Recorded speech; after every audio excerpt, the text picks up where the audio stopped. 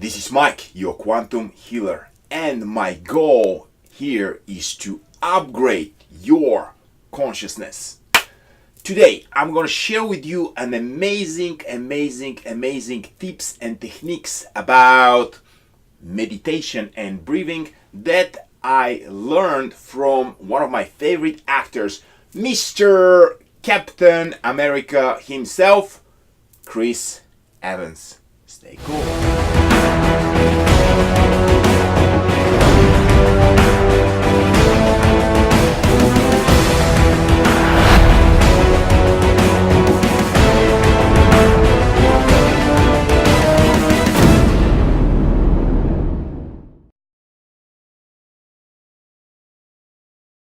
So, without further ado, this is Mike, your quantum healer, and my goal here is to help you upgrade your consciousness. Reason number one why meditate. And you guys all know that most of the famous people that we know do meditate. Oprah, famous actors, you name it. Chris Evans is huge in meditation. So why meditate? Reason number one is it quiets your mind. Now, we all know our mind is not a tamed animal, right? There is a story that once upon a time there was a monkey.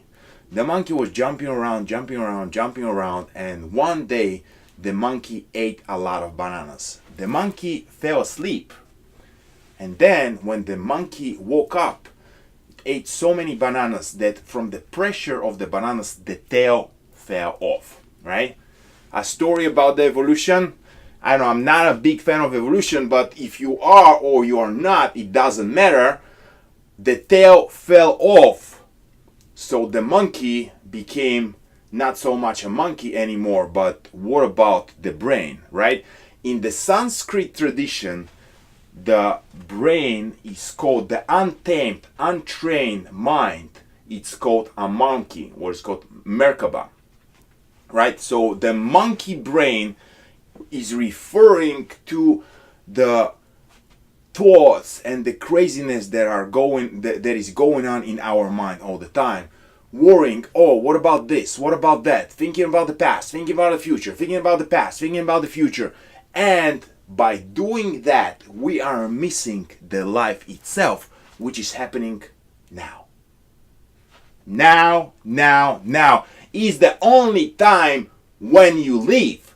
So meditation teaches you how to focus on the now, on the present moment, which is the only moment you have, because the past is just chemicals working in your brain. The future is just chemicals working in your brain. It does not exist. The only thing which exists, and this is also questionable, but we're going to make another video about that, is now. So meditation helps you to focus on the now. Tip number two, número dos, why meditate, right? So you need to meditate because meditation will help you, will teach you to accept your reality. Now, there is a Sanskrit saying that pain is inevitable, but suffering is optional. So, guys, I want to tell you that we are, and I'm telling you this all the time, we are not physical beings having a spiritual experience once a year when we go to a place of worship or whatever. We are actually souls. We are spiritual beings going through a physical experience. So, for some reason that most of us don't understand, life comes with certain amount of pain. Physical pain, emotional pain. This is just some events that the soul needs to go through in order to achieve its completion. Now, pain in life is inevitable, right? The baby is born into the world, painful event, right? Parents, even the best parents, will traumatize their children because that's how the world works. Now, pain is inevitable, but suffering is optional. The judgment that we give to the pain, the opinion of the ego that we give on the pain, this is the source of all suffering. So meditation will teach you to just be an observer of your event. If it's a pain or if it's pleasure, still you are just the observer. So knowing how to meditate will decrease the amounts of your suffering. Number 3, number 3. I forget how to say it in Japanese, but I'm gonna get back. San, number san. How do you say 3 in Japanese? Is san. Ichi ni san, right? My martial arts childhood. Okay, whatever. Tip number 3 about why to meditate. Now, doing meditation, daily meditation, and I cannot stress enough that meditation only works if you do it on a daily basis, okay, just like exercise, will help you focus on the road and not on the destination. Or in other words, focus on the process and not on the result. Focus on the process and not on the result. Now, it's a very, very, very profound concept, because in the end of the day, we have zero, and no matter who's gonna tell you what, and there's plenty of videos about it, and I'm gonna get a lot of hate, but it's okay. I'm used to it. We don't have much control on the final outcome. We can work our ass off, we can do all the things right, and still the results cannot be what we wanted them to be. But don't focus on that. Celebrate the process. Celebrate the journey. Celebrate the way to get there. And that's on why it's super important to love story, romance, what you do. Because when you love what you do, you don't care about reaching the destination. Because very often when you reach the destination, if this was what you wanted, you can say, wow, I mean, is this all there is? Really? So very often people who are focused on the destination get depressed and disappointed. But if you are focusing on your journey, if you're focusing on your path, and if you love the path, then you will be in the total and absolute bliss. 24/7, you're gonna jump off your bed in order to take the next step on the path. So this is the third tip that is very, very, very helpful when you do meditation. It helps you focus on the journey and not on the destination. Hey, I want to thank you so much for staying until the second part of the video, where I'm giving you special bonus tips. So tip number 1 I'm going to give you today is one of the ways I'm getting into meditative state. Now, one of the ways, and there's many ways, I'm going to do many separate videos. Okay, maybe not many, don't get scared.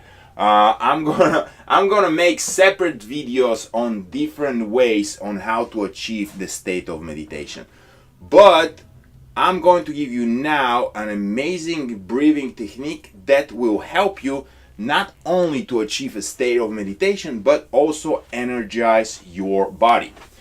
And it is called fire breath. Now, fire breath is one of the fundamentals of what it's called Kundalini yoga tradition, but it's also used in many other traditions, in martial arts and whatnot. So basically, fire breath is when you are breathing very, very rapidly from your diaphragm. And it looks something like this. It's better to breathe through the nose, okay, and exhale through the nose, although you can do different versions of that, right? But I prefer the nose, okay? Are you ready? It goes like this.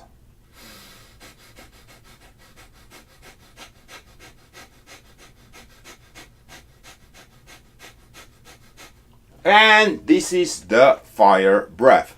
You can start with about 30-40 breaths and just do sets. Okay, maybe you can even start with 20. It is possible that if you're doing the fire breath, at some point you get a little dizzy, but that's okay. It's because your brain is getting oxygenated. Another tip I'm going to give you on how to control your breathing in order to get into a meditative state, it's what it's called the box breathing. The box breathing is also similar to the Bottega method, and I'm going to make a separate video about that. Okay? Just kidding. Maybe not. So box breathing goes like this. You breathe in at the same count, then you hold, and then you breathe out on the same count, and then you hold. So let's say I want to breathe on the count of 3. So it goes.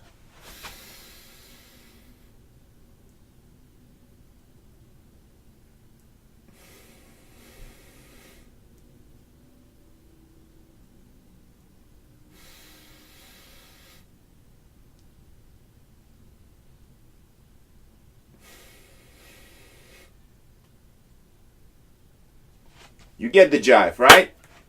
Box breathing. Box breathing is an amazing way to get yourself into a meditative state. It's especially good for active meditation, meaning if you're jogging, if you're swimming, if you're running, you can also meditate. Okay? So this is Mike, your quantum healer. My goal here is to upgrade your consciousness. This is all he said for now. Please smash the subscribe button, because my mother loves when she sees I have a lot of subscribers, and I love you all from the bottom of my heart.